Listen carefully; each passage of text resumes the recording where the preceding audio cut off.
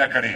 داسې ملنګ سره دې مینه کړې چې څادر نه لري زولی نه لري په سر خولۍ په خپو څپلۍ نه لري خو داسې ملنګ نه یم چې څښاک غواړمه زه نه خیرات او نه زکات غواړمه په لمر خاته که په زوال ورانه ده خوله یا په مرګ او یا په سوال ورانه ده زه د غیرت خورید شروع زه د غیرت په وخت کې نر ملنګ یم د بډهبیرې قلندر ملنګ یم د کلیسا نه د مندر ملنګ یم د خانقاه نه د غومبر ملنګ یم په هر ظالم مې چې ګزار کړی دی د سر په بیه مې دا کار کړی دی دا منم دا نه منم له دې پرته ټیټ مې مشه سر خو د سجدې پرته یا د لاندې ځمکې د سما ربه یا د کعبې ربه او زما ربه دا ملنګان دا بادشاهان لږ وخي دا خبره او دا تیاره او زه وخي چا چې دې ملک سره جفا کړې ده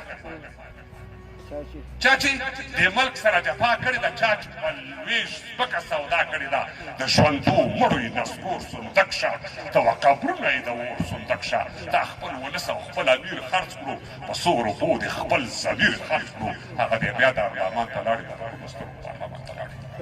ما ته وایي ځان موړ که نارې مه وهه خپل او خپلوان موړ که نارې مه وهه ته پښتو وایې خو پښتون مړ شوی پرونی پښتون پرون مړ شوی پښتون مسلماني چېرته ده خوشحالخاني او باچاخاني چېرته ده له تا نه مخکې د هغه خراب دي ما ته وایي مړه ستا مازغه پښتون مسلماني چېرته ده خوشحالخاني او باچاخاني چېرته ده له تا نه مخکې د هغه خراب دي ما ته وایي مړه ستا مازغه خراب دي سلام مې واخله زه درځم ته راشه د پښتون مشره لږ ترخم ته راشه د لرو بر خوړه لمنو ګوره پر تا کتغن پر ما کتغن وګوره زه هلته ته دلته ناچل یې که نه وګوره ځان نامکمل یې که نه چې دا دیوال تر منځه چا وهلی دا پښتون چا په منځ ملا وهلی چپ شم نه غواړم چې خفه شی رانه او خدای وکړه هسې نمانه شی رانه خو تاسو له کوټې تر خیبره زیاتې له موږ نه دوه برابره زیاتې خو زه بیرغ روپۍ کابل لرمه کتاب ښوونځی ښوونکي خپل لرمه دا هر پټکی او هر کاکل وایي دا باتوخان ویلي اجمل وایي په خپله خاوره خپل اختیار جنت دی په خپله خاوره خپل اختیار جنت دی که دار وي دار که نار وي نار جنت دی اوس د خوشحال په تېر دوران ژاړئ که د بابړې شهیدان ژاړئ کله خلک د پاچا په دین وو اوس بیا د پیر او د ملا په دین وو د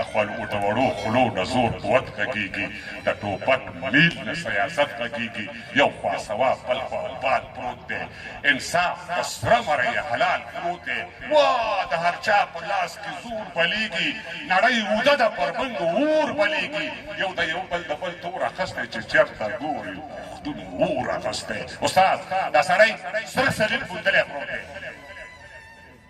دا سړی سره سلیل پوندلی پروت دی د خپل تاریخ سر ته وژلی پروت دی درته د خدای پر نوم سوګند کومه د سر په بیه باندې ژوند کومه وخت د ټپو او د سندرو نه دی چپ شه دا وخت د دې خبرو نه دی هلته لیوانو سره دی ووهه دلته شپانه سره تندی ووهه مالګه شیدو په حلوا کې ښه ده